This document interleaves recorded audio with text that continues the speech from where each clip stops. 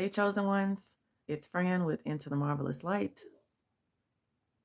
Hello to all the kind hearts out there and all of the loving souls. If you know what it's like to be mistreated by someone that you absolutely love, if you know what it's like to be heartbroken over the way that they treat you, then hit the like button and let's talk about that today. So tell me now, what kind of person treats the woman in their life or the man in their life so cold? How can they treat them like they're nothing when they're worth more than gold? So in today's video, I want to talk about how the narcissist treated me pretty much like some type of housemaid or housekeeper.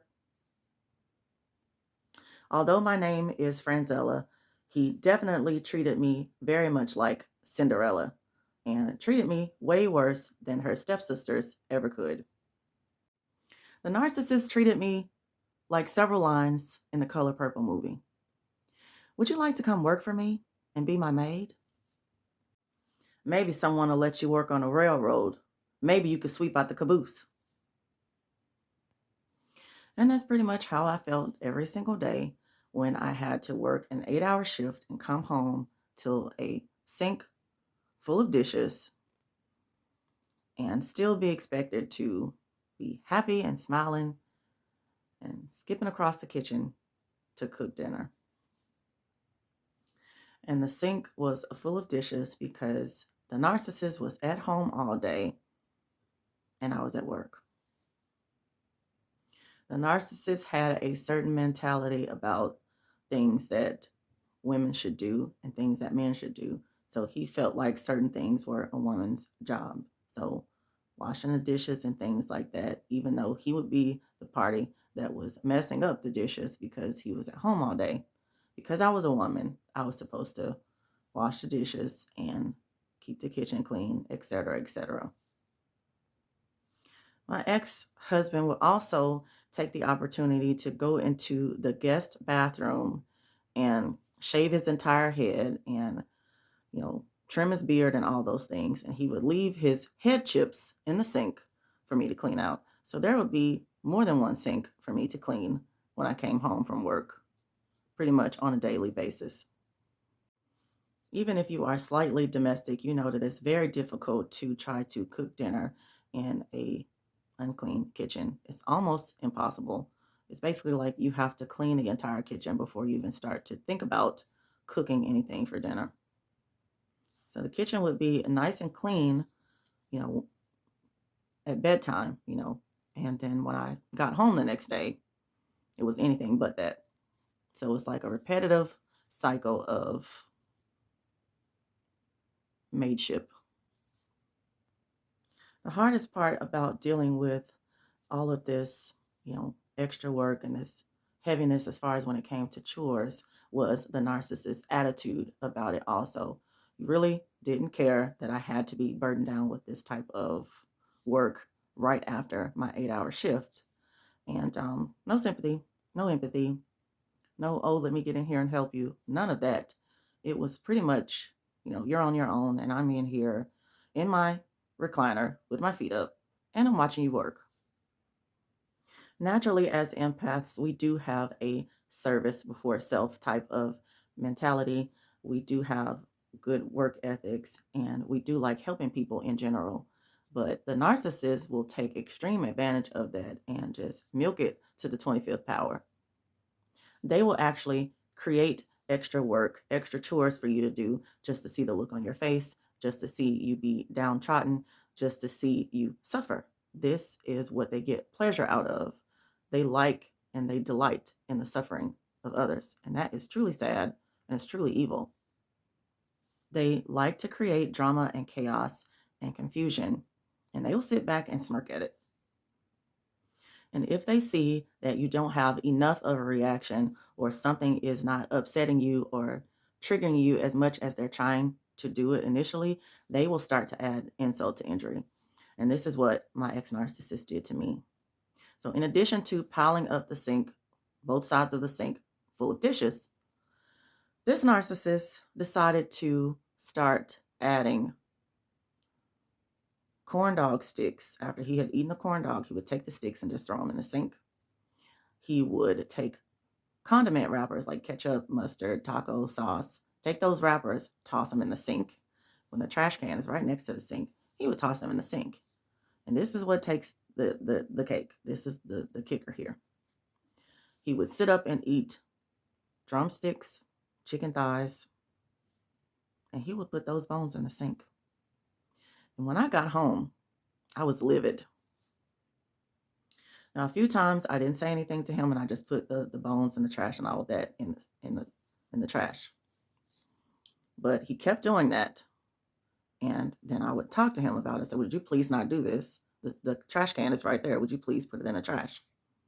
He kept doing it, y'all. And so, with the empath, you kind of get several chances, and then we have, our build-up moments, and then we have a reaction. We have a truthful reaction, and we start to learn your language, and then we speak your language, since that seems to be the only language that you understand. So I got tired of cleaning up after him. I got tired of talking to him. So I decided to take the chicken bones every time I found them, chicken bones, corn dog sticks, condiment wrappers. I would take them and I would go down to his man cave and I would put it in the cushions of his sectional sofa. Was that a nice thing to do? No. But that is the language that he understood. Do you know what happened after that? He stopped putting them in the sink. He got the memo and he started to put them in the trash where they belong. Now, this isn't something that he did on the onset of our marriage. So this is how I know he intentionally did this to aggravate me. He all of a sudden started to do this. And a lot of times what made it worse is he would do it in conjunction with his cheating activities. So it's just insult to injury. It's just something to take you way down in the dumps and have you feeling absolutely terrible about yourself. But I didn't let the devil win. The narcissist gets their power from having you to feel like you are in a lower place than them, that they are above you, that you are to be subservient to them, that they are to have control, dominance, rulership over you. That is how they get their power kicks, and that is how they thrive. They don't really feel powerful on their own. They have to have someone under their thumb. They have to be a puppet master to feel like they're in control. Now, we ourselves are servants of the Lord, but think about how the Lord treats us. The Lord is a gentleman towards us. He's very good to us. The Lord's mercy endures forever. His mercies are new every morning. Great is his faithfulness. 1 Corinthians 14:40 says, "Let all things be done decently and in order." And your spouse putting chicken bones in the sink for you to clean out is totally out of order. As a chosen one, we are not going to return tit for tat. Ephesians 4:32.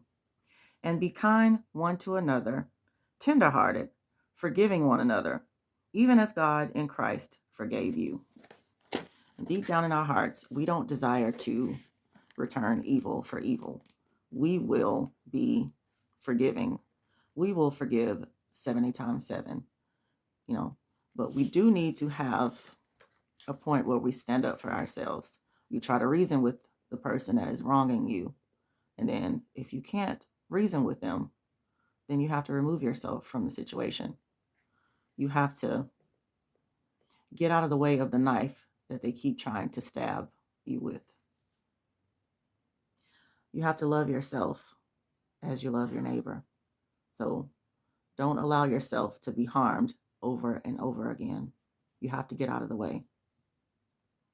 Luke chapter 6, verse 27. "But I say to you who hear, love your enemies, do good to those who hate you, bless those who curse you, and pray for those who spitefully use you. It takes a lot of strength and a lot of discipline to turn the other cheek, to not return evil for evil, to constantly take disrespect after disrespect after disrespect. You have your limit. Show love, reason with the person. If those two things don't work, then remove yourself. Remove yourself from the darkness and place yourself into the marvelous light.